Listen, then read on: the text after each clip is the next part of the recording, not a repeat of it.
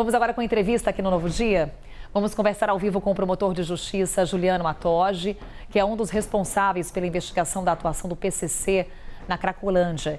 Ele também faz parte da força-tarefa que falamos há pouco, que descobriu que guardas civis metropolitanos estavam extorquindo comerciantes para oferecer proteção no centro de São Paulo.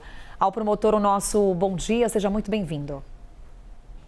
Bom dia, Carol. Bom dia, Pedro. Um prazer falar com vocês da CNN.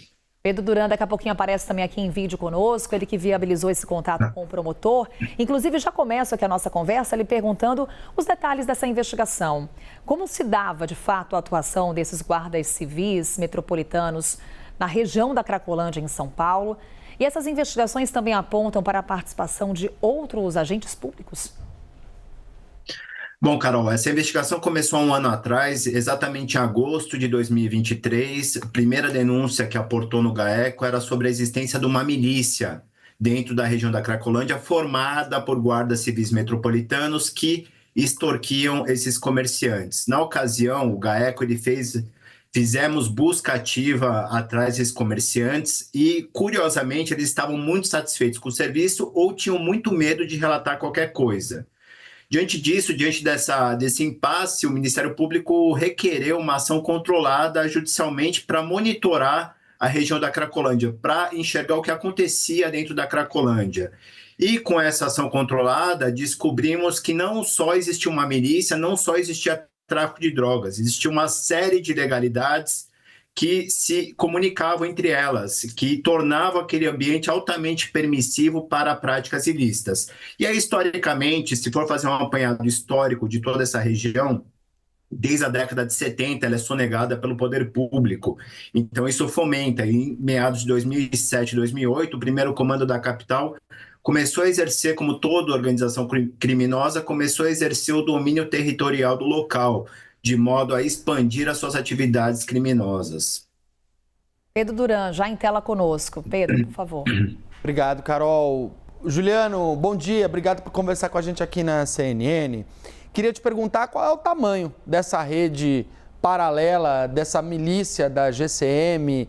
Quantas pessoas vocês acreditam que estão envolvidas? É um número significativo? O que vocês já conseguiram perceber? E também queria pedir para você explicar aquela lista dos tais colaboradores de boa-fé, que seriam os comerciantes que contribuiriam para pagar a essa milícia, a esses guardas que faziam essa segurança privada, inclusive durante o expediente lá na Cracolândia.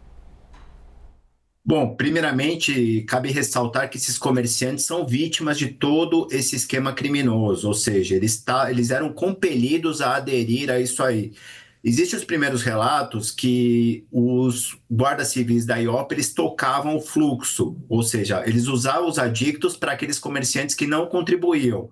Tem relatos, inclusive, que eles jogavam fezes dentro da porta desses comerciantes e forçavam esses comerciantes a aderir ao pagamento da mensalidade, da propina, da cobrança mensal dessa taxa de segurança de pessoas, de guardas civis que estavam exercendo a função pública.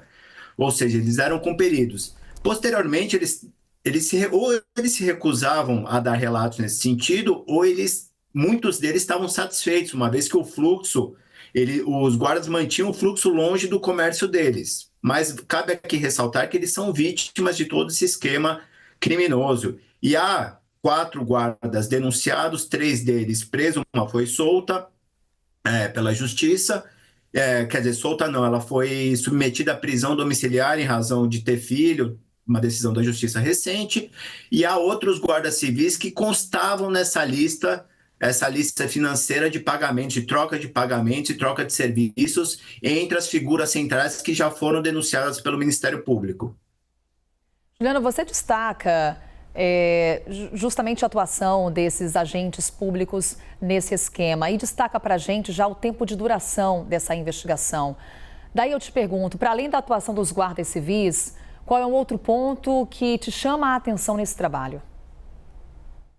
Bom, a gente identificou alguns núcleos criminosos existentes na Cracolândia. O primeiro deles foi a milícia, e aí a gente descobriu que o primeiro comando da capital exerce um comando central, um comando na região central. E ele se vale como quartel-general à região conhecida como Favela do Moinho, que fica entre as linhas do trem. E de lá partem todas as ordens centrais, inclusive de disciplina do primeiro comando da capital, ou seja, qualquer desordem, qualquer subversão à disciplina da facção criminosa por meio de pessoas já denunciadas pelo Ministério Público, comunicada, e por meio dessas comunicações eles exercem, tanto nos hotéis quanto dentro da Favela do Moinho, os conhecidos como tribunais do crime, ou tabuleiros, em que pessoas são submetidas a julgamentos sumários por parte da organização criminosa. Pedro.